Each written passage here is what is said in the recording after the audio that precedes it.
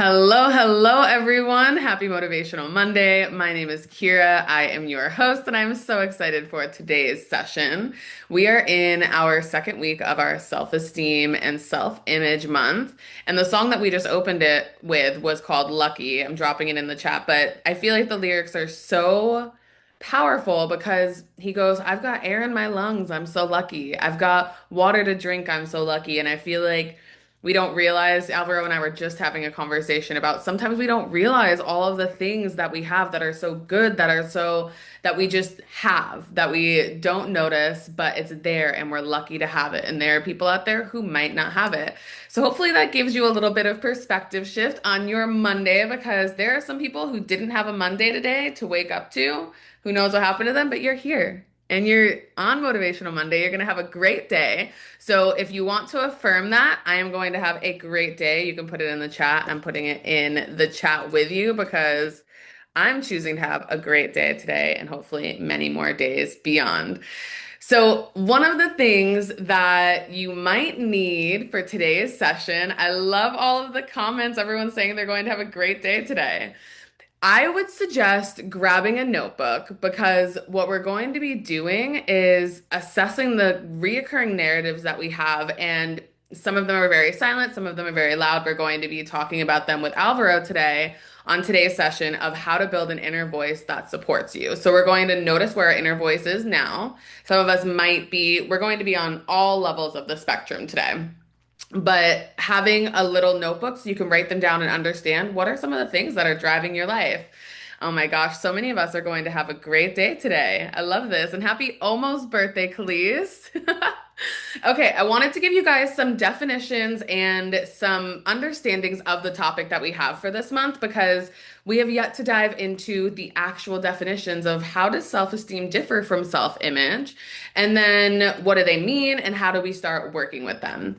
So, self-esteem is the confidence and satisfaction that we have in ourselves. And if you want to drop on a scale of 1 to 5, where you feel like you are in regards to your confidence and satisfaction in yourself, 1 being maybe not the greatest, 5 being like, I love myself, I'm super satisfied, I'm incredibly confident. And confidence and satisfaction is also a big, wide, messy spectrum as well. And then self-image is the idea that one has of one's abilities, appearance, and personality. So, self-image is the idea that we have of ourselves, and then self-esteem is the confidence and satisfaction in the way that we have that idea about ourselves. So, self-image is how we view ourselves, and self-esteem is how we feel about how we view ourselves. Now, when it comes to self-image, I'm going to put some lines in the chat so I can just have a distinction between the two. When it comes to self-image, drop in the chat maybe on a scale again of 1 to 5 where you feel like you're at in regards to your self-image. A lot of us are sitting around 3, which I feel like is great. We're kind of like at the halfway point where we're in the middle. So maybe some days we struggle with our self-esteem a little bit. Maybe some days we feel really good with it, but maybe there's a little bit more of that balance. And similarly for self-image, we're sitting around 3s. We have a couple more too. So maybe the self-image is a little bit lower, but the self-esteem is a little bit higher. So it's interesting how these are two very nuanced concepts that can be boxed in as the same thing, but they are different. And we can start to see in this conversation how they are different. And Christine says, no comment some days. I relate. I'm not laughing at you, I'm laughing with you because I relate. So I want to talk a little bit about this idea. It's going to sound super sciencey. I'm not going to break it down super sciencey. It'll stay pretty basic. But there's this study called psychocybernetics by Dr. Maxwell Maltz, which psycho is the mind, cybernetics is the science of control and communication. So it's basically the study of self-image. And the truth is that we all have a self-image. And what we start to see is sometimes our self-image is a little bit lower, which we did just see in the chat. It's a little bit lower because we don't know that much about ourselves. So we have these stories, we have these narratives, but maybe we're not taking actual inventory of who we are, the amazing things that we do, the greatness that we have. how we show up for others, how we show up for ourselves. Maybe the standards are too high that we've set for ourselves, and we don't even have the ability to see how amazing we actually are.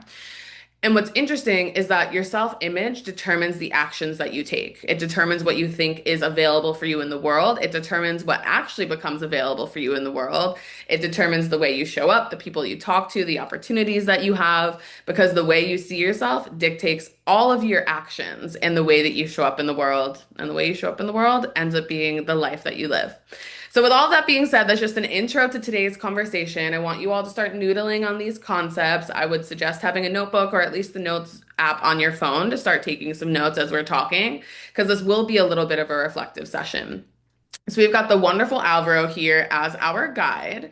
He's been with us for many, many sessions. A lot of you have probably come to know and love Alvaro as I do. He's amazing. His information and wisdom is so profound, but also simple enough to understand.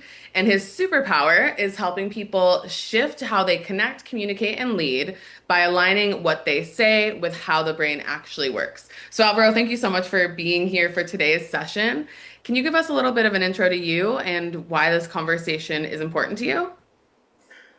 Thanks, Kira, for having me. I love doing these podcasts with you. You're so full of life and energy, and you're always thinking. You're always pondering things, and your curiosity is so beautiful to witness. I do this thing called conversational intelligence, which is how does language work as a portal into our neural system, and what is the impact that it has?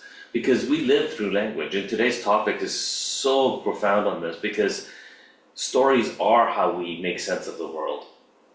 And so, all these stories that we carry and these labels we give ourselves, oh, how stupid of me, how could I do that? Or I really rock this, this is me, this is built for me. All of these things, these are stories.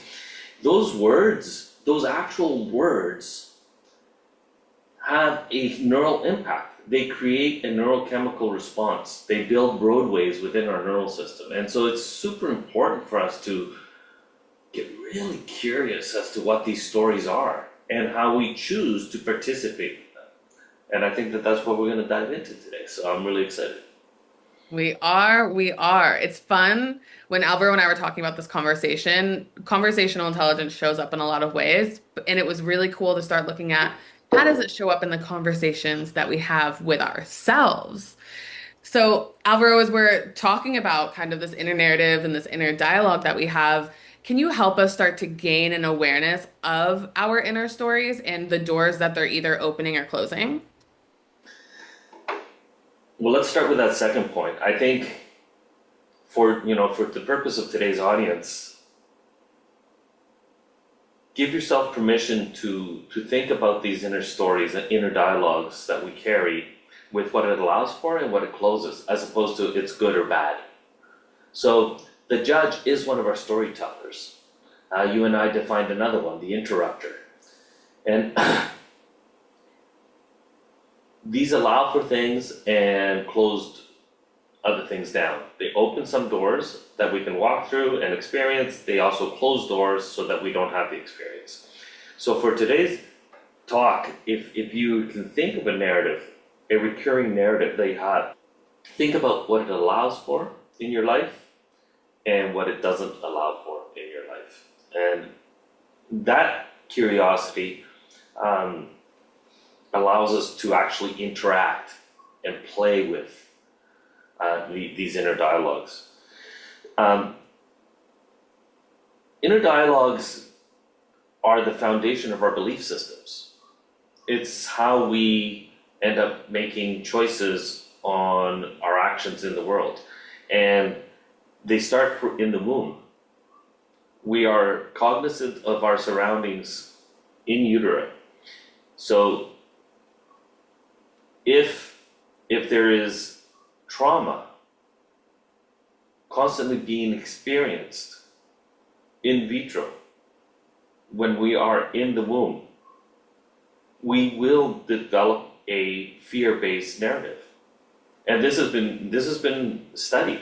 And so If a woman is pregnant in Palestine right now, or in Iran, there is a story being transmitted already that that child is starting to develop, and they will come to the world knowing fear and basing their inner dialogue on that. It's that powerful.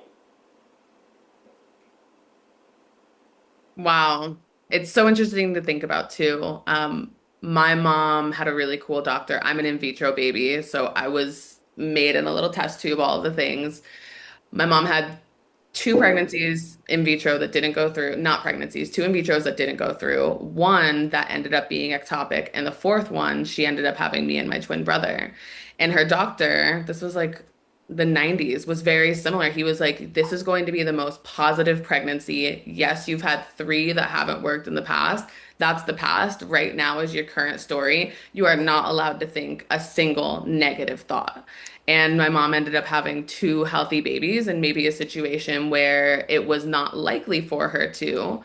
But I'm also one of the most positive, chipper people too. And I wonder if it's a byproduct of my mom having been built in that story. So we have these stories that come from in utero. We also have these stories that we start to tell ourselves, maybe narratives that we were told as a child. We've got great stories. Not all stories are bad. We've got great stories, and we've got maybe negative stories as well that are playing a role in our lives right now. So when we're starting to have this conversation around these stories, what are some of the principles that you use in your mentorship, Alvaro, when you're helping members with their self-image and self-esteem? Are you helping them identify maybe their good stories and work on their more negative stories? How does that look like in your actual practice of mentorship? So I stick to the allows for and closes down. I don't encourage people to think of things in good or bad terms. Um, I think that within itself is already starting with a limiting belief that narrows the possibilities. So where do I start? Kira, you've heard me a million times talk about this. It starts with the basics: sleep hygiene, hydration. Um, those two things alone. If you are thirsty, your inner dialogue changes. If you are sleep deprived, your dialogue changes. If you have healthy sleep habits, your inner dialogue, those stories shift. We all get up on the wrong side of the bed. We have sayings in society, right, left, and center, um, and things that we do. If a child is, if a baby is crying, we assume that it wants to sleep or eat. We don't assume that they're expressing themselves in any other way. We have a very limited scope of storytelling. We apply those to ourselves as well. So where do I start? I start with sleep hygiene and hydration. So water should always be close by. Um, and from there, the third peg would be curiosity. Be curious about your inner dialogue. And in what sense do I mean curious? Those of us who have been around children that are 4 years old, and we hear, that thing of children say the darndest things, or they try the weirdest things. They are inherently curious without judgment. They're just curious for the sake of being curious. And in society, we normally tell children no 5 times to every time we tell them yes, on the low side. So what they hear is no, no, no, no, don't do that, no, don't go there, no, careful there. Very seldom do we just sit back and observe and allow them to experience and be curious. And so what I'm suggesting here is that this is wired into ourselves to say no, which is where your beautiful example that you gave pre going live here of the interrupter is so powerful. Sometimes we're closing the door before it even has a chance to even exist. It's that fast. And so be curious. Just have a lot of curiosity. And so what I talked about with Kira was, how do we do that? We do that by being the observer and the doer at the same time. In other words, I observe myself, my hands are moving, I'm in this podcast, and the doer is doing the podcast. I have that capacity to actually have that duality. I can sense my surroundings. I can sense that there's nothing out of place, that there's nothing weird happening. A roof tile isn't about to fall on my head. And yet I am here in the podcast doing the podcast. So if we can be the observer and the doer with that sense of curiosity, it makes a huge difference in our experience of playing with our inner dialogues. So for those of you who didn't get that, sleep, hydration, and curiosity. If you're noticing that you have an inner narrative that's closing doors for you that you wish were open, which I love that reframe, Alvaro. Thank you so much for that. Again, simple. Your body, when it has what it needs, is able to function with a much higher level of ease. And that's called your parasympathetic nervous system, where your body is able to rest and relax. But if you're incredibly stressed, if you're incredibly dehydrated, if you're incredibly sleep deprived, or if you're maybe really closed-minded, you're more in the sympathetic state, which is where your body is in fight or flight. And yes, it is that biologically simple as we get to the basics of it. And then curiosity is such a great tool. I'm a little curious, Alvaro, if you can tell us a little bit about how the judge works and how the interrupter works, because you've mentioned them both. And I want people to have a distinction in their mind of what are these parts of themselves that are pulling them in different directions? How do we notice them? And then how do we choose, oh, that judge is closing the perfect door for me, or maybe I want to put that judge in the back seat so I can open up a different door. Mm. So the judge is there constantly. We all have that inner voice. We all have that the capacity to say I'm good enough or I'm not good enough, and how it shows up in life and how pervasive is it. I turned 60 this year, and so for me, society has this whole narrative around turning 60, what it means, right? And in North American society, and I can choose the societal norms and stories, and if I feel a pain, I can have the story that, well, of course my lower back hurts when I try to put my shoes on. I'm turning 60. Is that a real story? Well, none of them are real stories. Everything we have in life is a quilt, if you will, a mosaic of patchwork that we use to make sense of the world. Is it the reality? Well, the reality is, if I do my mobility exercises and move around uh, and work at it, my body will feel like a 30-year-old.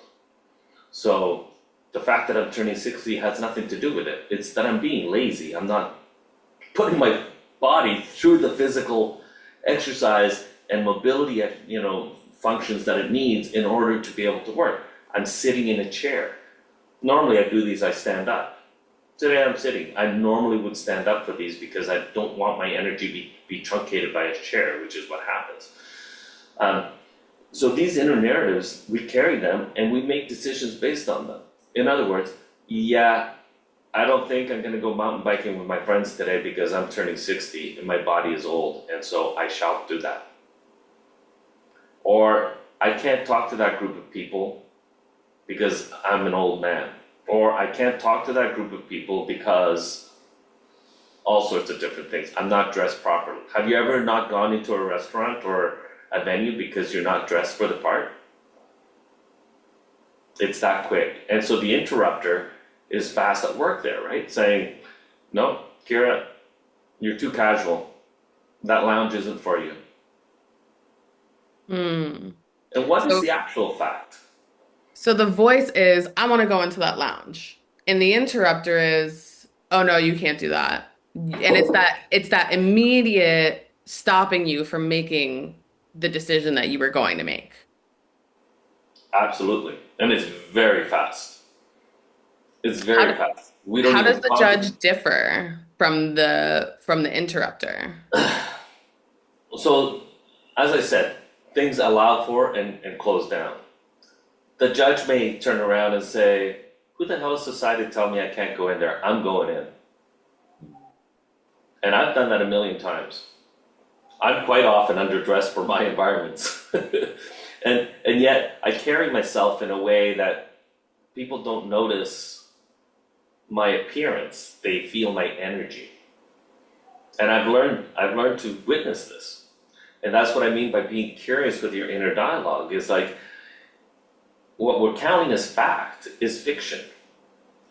One of the things that, for the audience's sake here, one of the things that we talked about right before we went live is it is amazing how many people are surprised that they're going to die.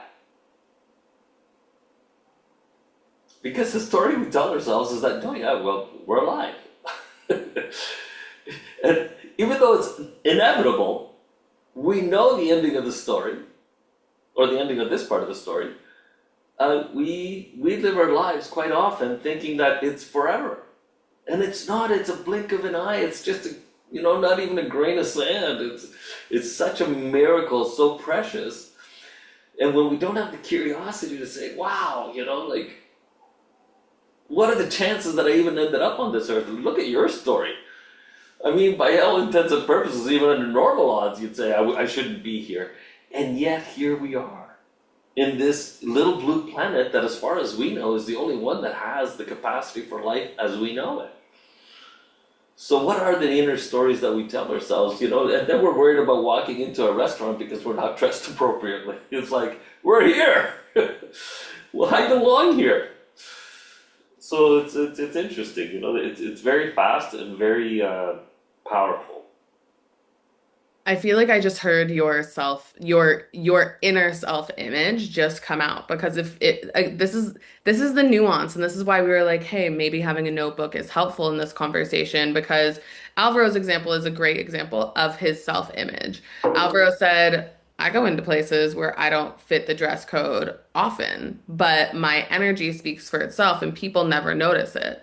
Alvaro's self-image, if I were to be on the outside looking in, as I am, Alvaro's self-image is that he's confident, that he knows he has a charismatic energy, that he knows that he can hold a conversation and intrigue people, and that people are going to be of benefit from him being in the room.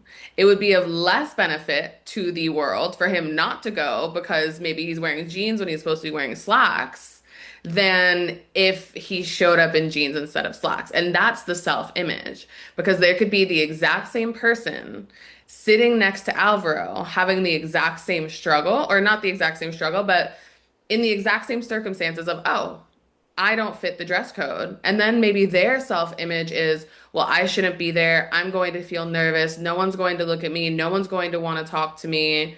And it's the same circumstances, but it's two different self-images that determine how people walk throughout the world. So as we're having this conversation and diving into this topic, Alvaro, I wonder if you'll take us through more of a mindfulness technique to help us gain awareness of the stories that are swirling around in our minds and that are determining the way that we show up in the world every minute and every day. Sure.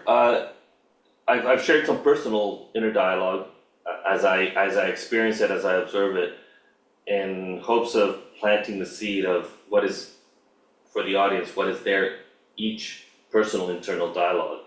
And hopefully you've had an opportunity to write it down. And we have some recurring ones, or we have some that are pervasive right now in our lives. So one of the things that we need to be able to do is just develop the habit of observing. And I don't like to say observing without judgment, because judgment is an inherent part of being human and an essential component of survival. It is one of the ways that we tell stories and make sense of the world. So instead of saying without judgment, allowing that judgment to exist and be observable as opposed to be the driver of the thought process, of the feelings. So take a second right now just to close your eyes and just focus on your breath. And count in for 4, 3, 2, 1. Hold for 2, 1. And breathe out for 5, 4,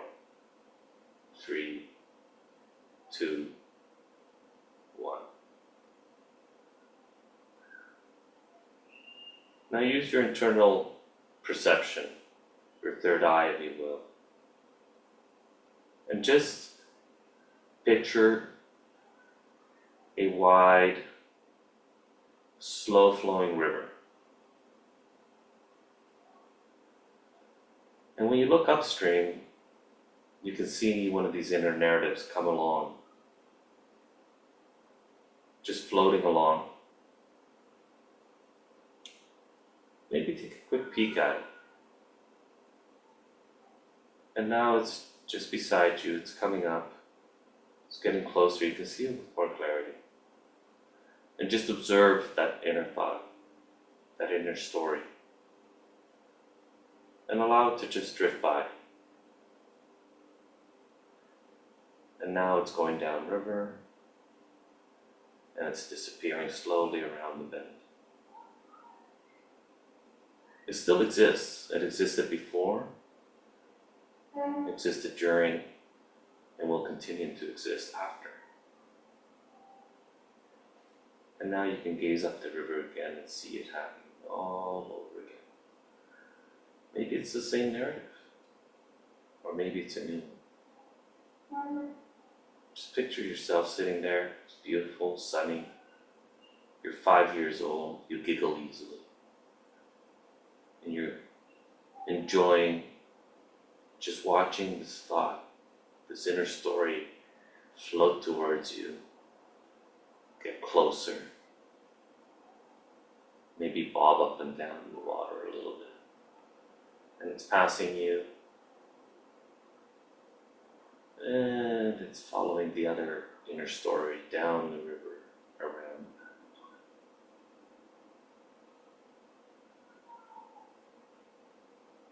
That curiosity is what you want to hold on to. You can let them come, you can let them go. And the curiosity is the constant. It's the observational style, feel that we want to have when we're staring at these stories that we hold inside ourselves as they float past us. And now back to your breath. In for 4, 3, 2, 1. Hold for 2, 1. And out for 5, 4, 3, 2, 1. Then come on back.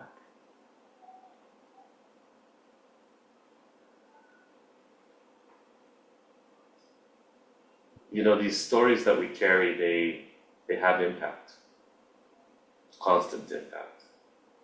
They have neurochemical impact, and when we have trauma and we don't explore this inner dialogue, it festers, it blocks, it somatically will show up in your life in all sorts of different ways. And so it's so important to actually be kind to yourself and be curious so that you experience the stories and yet you get curious about them so that they don't necessarily blindly impact